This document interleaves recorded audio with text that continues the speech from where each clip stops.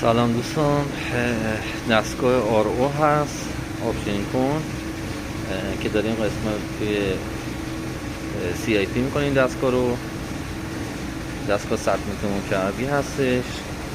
تو این سیستم که اتفاقی که افتاده اینه که جلبک و باکتری داخل این سیستم هست و بایوفولینگ شده در اصطلاح. این بایوفولینگ که ایجاد میشه زمانی که ما شستشوی CIP انجام میدیم، موادی که میزنیم داخلش مواد اول از همه مواد دریایی استفاده میکنیم. مواد بایو رو زمانی که داخل این چرخش به وجود میاد، جلبک و باکتری میخواد از بین ببره، ببینید داخلش چه کفی میکنه.